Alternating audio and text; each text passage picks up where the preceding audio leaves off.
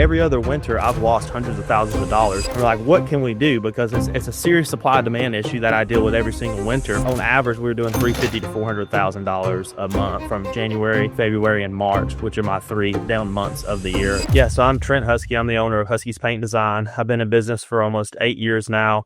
I got 40 people on staff, and then we'll do around $5 million this year. And I'm all in-house. I don't sub out work at all. Okay, so a reasonable business. For most painters, this is like, hey, pretty good dream goal to get to the point where you're at. You obviously had a huge winter last year, and it wasn't just because of luck or, some fairy came down and just gave you a bunch of projects. What was, I guess, first of all, like, why did you push harder to grow last winter compared to the rest of the years? Well, I kind of had an epiphany about thinking about the market, and then obviously me and you were meeting a lot, and that's how we came up with this idea. But what I realized is that demand drops dramatically. For one, it's just seasonal demand where people just aren't interested in getting paint jobs. So that just people interested in painting, it drops. But then you also have the weather that you're dealing with. So then you can only paint inside and you can't paint outside. So it's like you have a natural drop of people wanting the service. Then you also have a drop where you can only paint inside. So it's a double-edged sword that you're dealing with. But then you have all this supply. So you have all the painters in your market who are fighting for a very small percentage of jobs. And so once I realized that, I was like, what do you do when you have a supply and demand issue? You market your ass off and then you reduce prices, because then you can capture more of the limited demand that is available. So you make less money, but what you get is as you capture the little bit of leads of people actually wanting work in your market. But the only way you can do that is with a killer offer. And that's when me and you started talking. And we're like, what can we do? Because it's a serious supply demand issue that I deal with every single winter. And so we came up with jobs for cost. And so I literally reduced my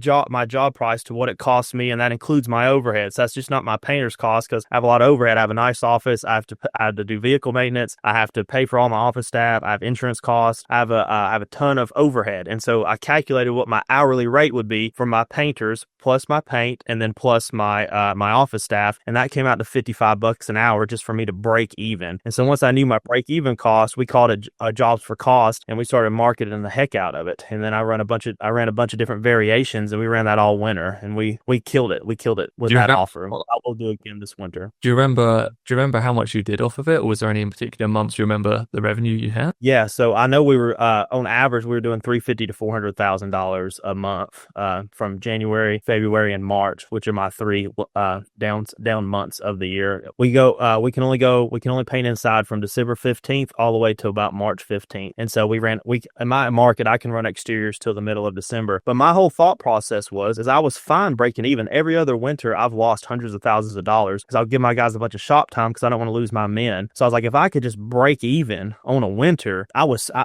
was heaven sent to me, because I take my men they got families to feed, they got bills to pay, and they're very important to me. My team is, and so I never lay guys off, and I don't want to lose my team. I want to keep my team, and so if you lay guys off, then you're recruiting. It's like you build this big tower all summer long, and then you just knock it over whenever you lay all these men off, and that's what a lot of guys do with the submodel. They just lay them off and they don't worry about winters. But if you have a team you want to take care of, I would much rather break even and take care of my men, for sure. Yeah, I think that's something that I noticed that you definitely stepped up and did, was not just from the sake of like, hey, look after the people. If you look after people, people will look after you. But it's also, like you mentioned, it's just about momentum. It's like the amount of headache you have to go with, like hiring and firing people, finding people, moving them on, negotiating what's going right or wrong, or do they have capacity if they found another painter they like more or different. It's like, I think momentum is a huge thing in business. And, correct me if I'm wrong, but I can imagine even from you running this during winter, even if you didn't make a shitload of money, the amount of momentum you're able to keep and market share you're able to take because everyone was seeing your ads over that 3, 4, 5 month period. I'm assuming that resulted also in you continuing momentum into spring and summer as well. Yeah,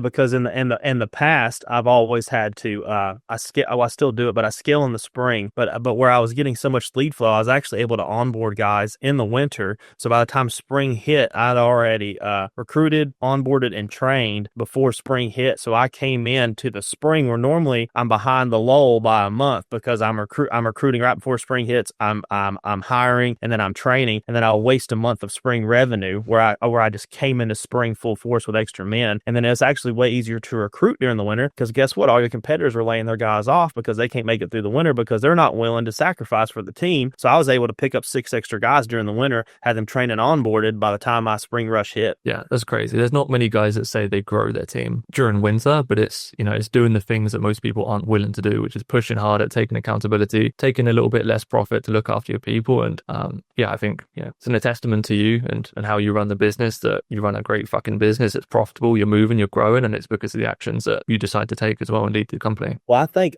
it's if you're thinking long term, it's a very easy decision to make. If you're like, okay, I'm gonna be doing this business for a very long time, I'm not worried about next month. I'm looking. You say this all the time too when we meet, brother. But it's like, in 5 years, where am I going to be? If you're thinking in 5-year chunk, you don't care to sacrifice profit for 3 months of the year, because guess what? If you don't do it, you're not going to make any money regardless. There's no. I have never, for 8 years before last year, I made a little bit of money, but it was the first winter I never lost money. I've lost money every winter because that's the leader I am. So yeah, of course you could bounce back to me and say, well, Trent, we could just lay all your guys off, you won't lose money. And I guess that is a valid statement, but I'm not going to lay my guys off. That's just that's not something I want to do. But then when you're at my size that you're at as well too, is I have a bunch of overheads. So then what am I going to do? Lay all these office staff people off? I got 8 people in the office. What am I going to do? Lay them off as well? No, I'm going to sacrifice for the team, and so I guess if you just think, if you really are a good leader and you care about your team and you want to keep your guys busy, it's really an easy decision to make, in my opinion. And it's by far the best, it's the best offer that I've ever seen in my life. I mean, what was our CPL whenever we was running that? It was like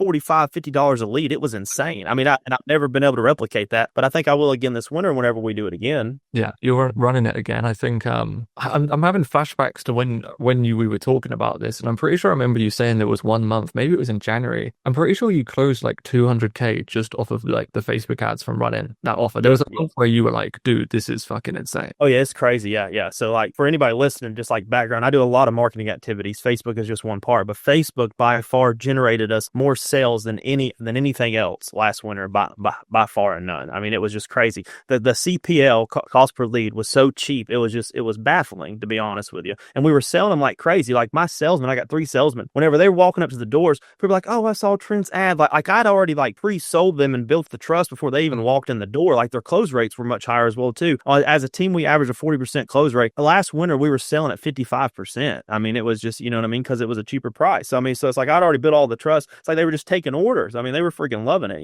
Yeah. Well, I mean, I appreciate you sharing the context and your story, and hopefully anybody that even perhaps listens to this gets inspired a little bit to think bigger, grow bigger, and step up and look after their team and company this winter. But I appreciate it.